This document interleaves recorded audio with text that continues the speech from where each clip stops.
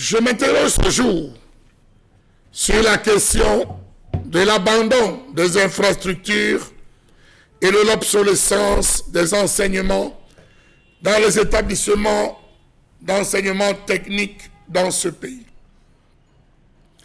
Le Cameroun compte plusieurs lycées techniques bilingues même déjà, c'était l'innovation. Comment comprendre que l'enseignement technique soit des plus mal lotis dans ce Wanda-Foulkistan?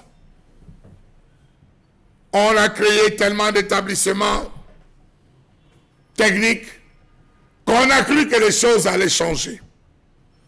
À quoi nous ont servi les collèges d'enseignement technique, lycées techniques commerciaux de Yaoundé industriels de Douala, les centres d'apprentissage, les sections artisanales et rurales et les sections ménagères? Répond-elle encore aux besoins de cette époque? Question. D'ailleurs, à quoi nous aura servi la création de cette chimère qu'on a appelée lycée technique bilingue, où les enfants ont tous les problèmes du monde à faire cours convenablement? Comment peut-on expliquer des cours en anglais, des cours compliqués alors que l'enfant n'a même pas étudié ce type d'anglais? Précisons que l'anglais, chaque discipline a son anglais précis. Les avocats, la justice, ses termes techniques à elle. Pareil. Au lycée technique de Yabassi, c'est grave. Voilà là où il travaille. On se débrouille avec le matériel de Matousalem.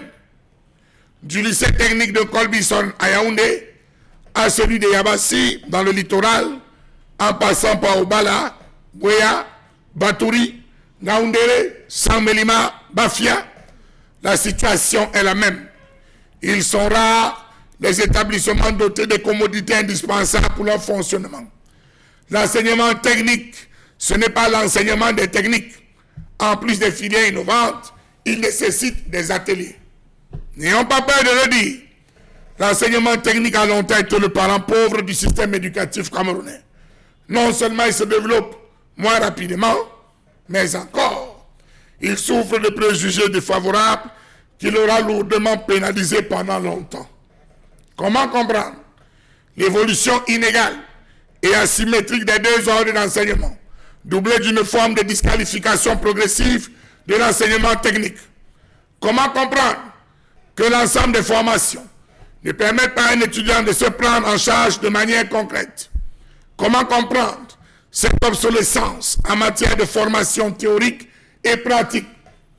Allez faire un tour au lycée technique de Photoména, vous allez comprendre l'obsolescence des équipements, la vétusté des machines dans les ateliers et le manque d'enseignants dans certaines disciplines. Vous comprendrez donc de quoi je parle. Le lycée de Douala-Bassa a été créé en 1979. Presque toutes les machines aujourd'hui sont obsolètes. Seule l'unité de chaudronnerie a été rénovée. Affection qui touche surtout la section industrielle et génie civil. Allez voir les types de maçonnerie, menuiserie, installation sanitaire que l'on y pratique pour comprendre de quoi je parle. Savez-vous que lorsqu'une classe en fabrication mécanique, par exemple, a 45 élèves, on la divise en 3. 15 vont sur la tour de fabrication, 15 sur la fraiseuse et 15 travaillent en ajustement. Les élèves sont occupés au même moment, mais pas sur les mêmes appareils. Pour quel suivi? Allez au lycée technique de Kribi. Vous viendrez me dire comment comprendre qu'il n'existe pas une formation continue qui permette aux enseignants d'évaluer et de réévaluer leurs propres connaissances, la manière d'enseigner et d'être vraiment comme des gens qui sont dans un sacerdoce. On semble avoir tout au Cameroun, on semble avoir tout de nom, mais au fond, on n'a rien.